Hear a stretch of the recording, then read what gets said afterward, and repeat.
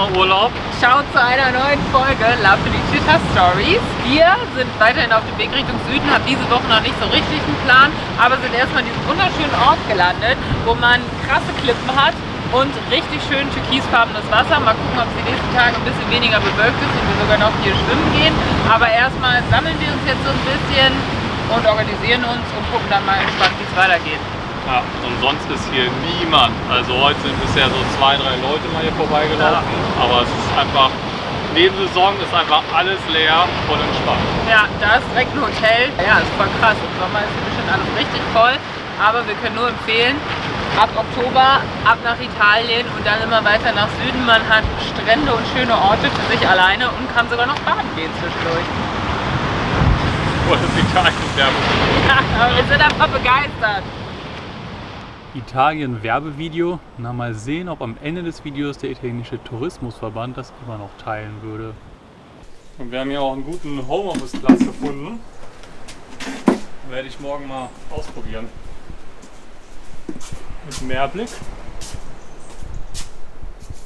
Hier ist so eine Art Kiosk oder so. Ja, so ein Lido auch, oder? Ein Lido? Ja, der hat bestimmt im Sommer, Lidos sind ja immer diese Häuser, Strandbars. ja genau, am Strand, und im Sommer hat der bestimmt auch liegen da am Strand, aber jetzt ist es halt leer und deswegen ist es wieder so richtig weird, also ein bisschen skurril Alles so einfach. verlassen. Vielleicht damit fährt man irgendwie über den Strand, ne? Ich habe keine Ahnung. Oh, ist glaube ich ein bisschen platt. Du musst mich, glaube ich, schieben. Oh je.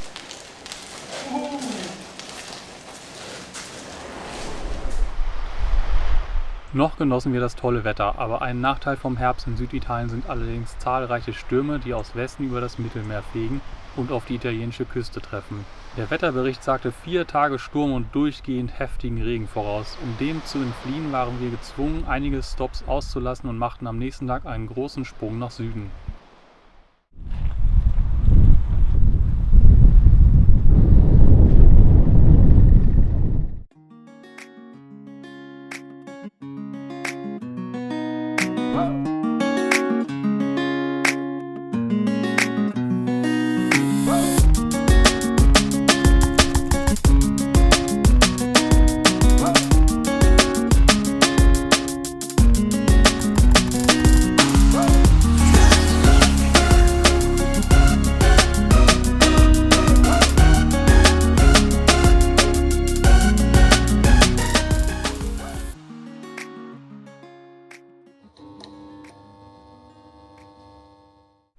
Da drüben ist Sizilien. Ja, und wir sind ein bisschen der Schlechtwetterfront entflohen und deswegen haben wir ziemlich flott auf dem Weg hierher gemacht, weil dort drüben nicht so schlechtes Wetter sein soll die nächsten Tage, also ein bisschen, aber nicht so schlimm wie am Rest der Küste Italiens. Und gleich nehmen wir die Fähre, um darüber zu setzen, weil finden wir ziemlich spannend, dass es hier halt keine Brücke gibt, weil wie ihr seht, Ja, ist halt echt das sind nur so 3-4 Kilometer und es gibt keine Brücke. Genau. Und die Fähre ist richtig teuer. 92 € für hin und zurück für 20 Minuten pro Fahrt. Also ist schon ein interessantes Verhältnis irgendwie. Aber gut, müssen wir machen, weil wir da jetzt ein bisschen länger noch sein wollen und die Insel erkunden wollen. Haben hier an so einem interessanten Hafenplatz übernachtet einfach. Ziemlich gammelig. Ja, aber freuen uns, dass jetzt wieder die Sonne scheint. Gestern Abend war nämlich noch Gewitter. Und dann darauf, Sizilien zu erkunden und ein bisschen was zum Thema Klimakrise und Sizilien zu erzählen, weil Sizilien auf jeden Fall einer der Orte ist. Ich sage mal Sizilien. Das heißt aber Sizilien angeblich.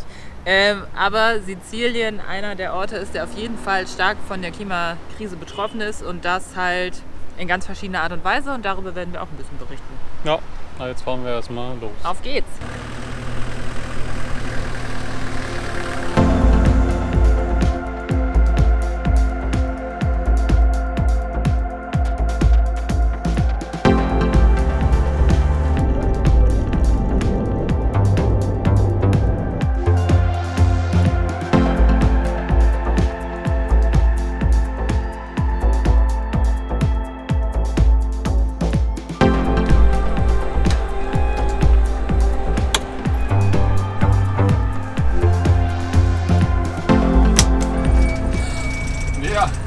Alle wie sie wollen.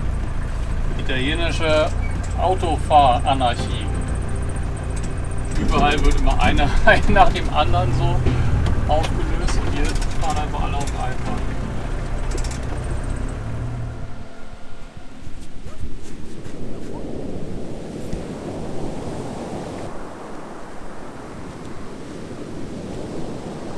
Da haben wir geparkt.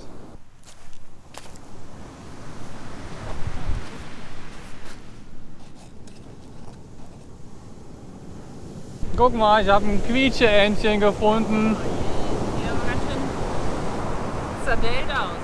Ja. Ja, Und sehr sonst viel Müll hier. ja, 1 Million Plastikflaschen und anderes Plastikzeug. Das ist echt krass. Süße Quietscheentchen. Ja, einfach voller Müllstrand. Und sonst ist es hier auch ein Strich. Ja, oh, Haben da wir kommen die gelesen ersten Leute. Bei Park 4 Night. Ja. Aber wir hatten keine Lust mehr zu fahren, weil seit wir von der Fähre sind, ist es nur stressig gewesen mit dem Verkehr. Das heißt, wir sind jetzt erstmal hier und das ist ganz gut. Und wir können dann einfach uns im Van einschließen und jeder soll draus machen, was er, sie Naja, zusammen, da geht's schon er los. und er zusammen, was auch immer, sollen sie alle machen. Aber wir haben schon diverse Kondompackungen gefunden. Ja? Aber sonst ist es ja eigentlich richtig schön. Denken wir mal Plastik weg, den ganzen Müll. Ja. Naja, sagen wir so, Sizilien kann nur noch besser werden. Wie ihr an unseren Gesichtsausdrücken sehen könnt, war dies kein toller Ort. Es kamen immer mehr komische Autos und eine Person hat sogar länger bei uns reingeschaut, wahrscheinlich auf der Suche nach einem romantischen Freund. In den 1,5 Jahren, die wir jetzt schon im Van rumreisen, war dies das erste Mal, dass wir einen Stellplatz vorzeitig verlassen haben. Einfach zu viel Dreck überall und viele komische Menschen. Buongiorno, neuer Tag. Gestern war ein voll regnerischer Tag, deswegen haben wir da jetzt nichts gefilmt. Wir sind immer noch so ein bisschen lost hier auf Sizilien, weil hier ist es super dicht bevölkert. Das heißt, es gibt einfach echt wenig Stellplätze, weil alles ziemlich voll ist. Oder dann gibt es halt Berge und Meer. Das heißt, da kannst du logischerweise nichts bauen. Das heißt, der Platz, wo Stellplätze sein könnten, ist halt auch einfach sehr gering. Dann hatten wir den einen Tag so eine Nacht, wo nachts halt mega viele Leute mit lauter Musik hier waren, haben also mega schlecht geschlafen und es war beschissenes Wetter. Also all das gehört natürlich auch zum Fulltime-Reisen, dass es einfach solche Tage gibt. Deswegen müssen wir jetzt einfach noch uns ein bisschen sortieren, ein bisschen gucken, was man noch machen kann. Gehen jetzt erstmal noch ein bisschen spazieren, gucken, was der Tag so bringt und hoffen, uns ein bisschen besser orientieren zu können. Eigentlich wollen wir auf den Ätna. Heute ist ein bisschen Sonnenschein hier, aber dadurch, dass der Ätna halt ein mega hoher Berg ist, hängen da halt voll viele Wolken. Das heißt, da jetzt hoch ist ein bisschen schlecht. Außerdem schneit es da wahrscheinlich schon. Das heißt, wir mit unseren Sommerreifen kommen da eh nicht so richtig hoch. Das heißt, wir müssen jetzt auch ein bisschen die nächsten Tage gucken, ob wir da hochlaufen, ob es eine Seilbahn gibt, ob wir es einfach lassen. Und das schauen wir jetzt einfach mal. Ja.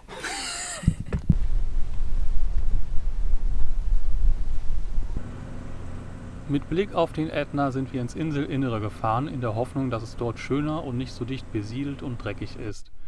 Dort war es eigentlich ganz schön und etwas ruhiger, die Straße dorthin war aber eine Katastrophe und der See ein eher gammeliger Stausee, in dem wir auf jeden Fall nicht schwimmen wollten. Und genau, überall Müll. Hier waren nur eine Handvoll Häuser, aber trotzdem standen wir quasi im Dreck.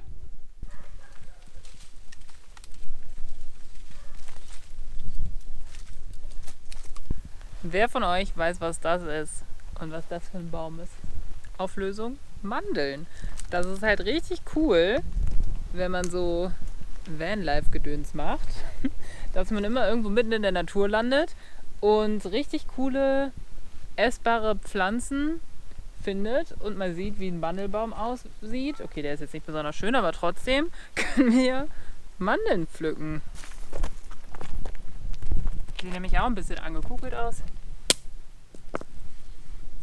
Ja, irgendwann hat sie wohl mal gebrannt. Na geil. Schmeckt? Die ist nicht so weich. Knusprig. Toll. Haben wir schon so viele Mandeln gefunden. Ganz geil. Da ist wieder die Katze. Miau.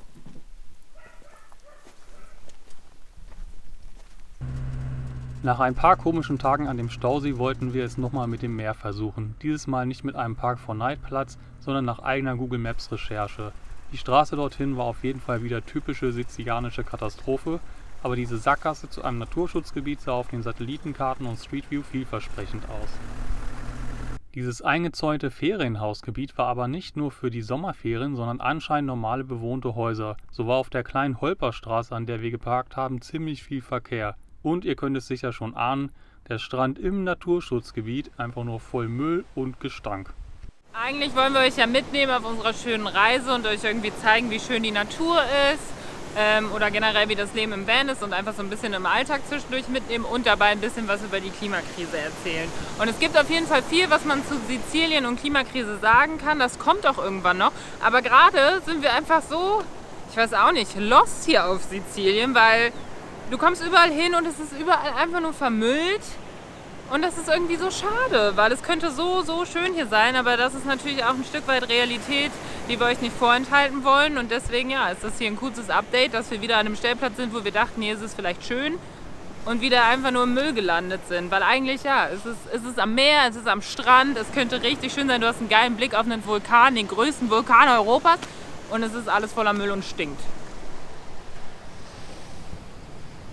Diese ganze Müllsituation auf Sizilien ist natürlich ein gutes Beispiel für... Oh Gott, voll das Militärflugzeug.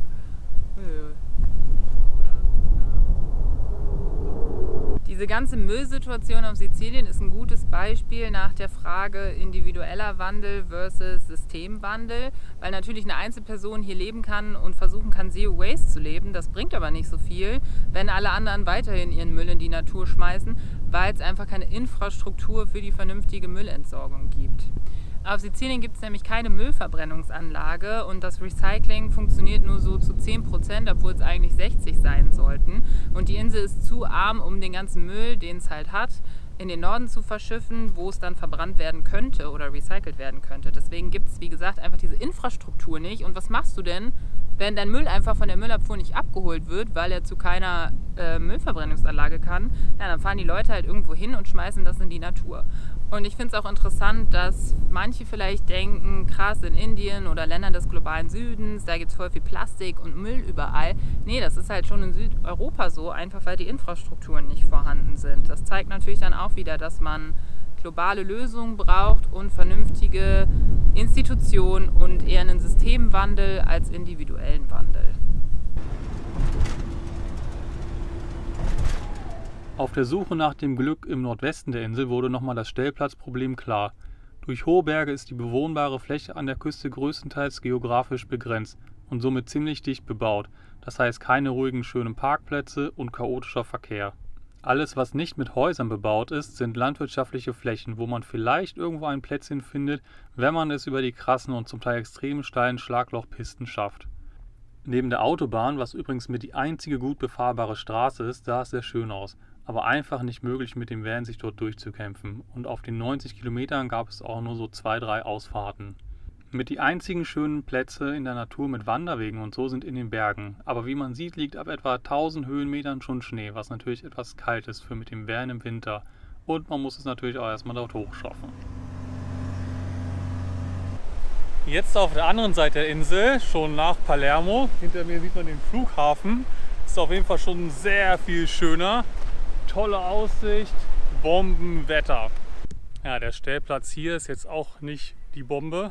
Es ist halt irgendwie so ein Parkplatz an der Straße und ja, auch wieder etwas Müll hier. Ja, und der ideale Sizilien-Urlaub ist, glaube ich, nicht mit dem Van, sondern entweder man fliegt halt irgendwie nach Palermo und ist dann so ein paar Tage in der Stadt, macht so Sightseeing und fliegt dann wieder nach Hause. Oder man mietet sich halt ein Auto, weil nach kurzer Recherche habe ich auch herausgefunden, okay, es gibt so die 10 Attraktionen auf der Insel, die sind halt so überall verteilt. Ne? Hier eine Wanderung, da auf dem Ätna, hier ein Naturschutzgebiet, da die kleine süße Stadt und so weiter. Und das könnte man halt voll gut innerhalb von einer Woche mit dem Auto abklappern.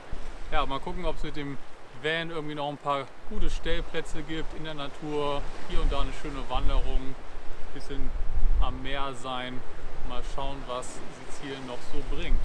Damit kommen wir langsam zum Ende des Videos. Ich hoffe, es war nicht zu chaotisch oder zu negativ, aber so ist das Leben manchmal und das wollen wir natürlich auch zeigen. Ich mache jetzt erstmal etwas, was ich schon lange nicht mehr gemacht habe: Fahrradfahren.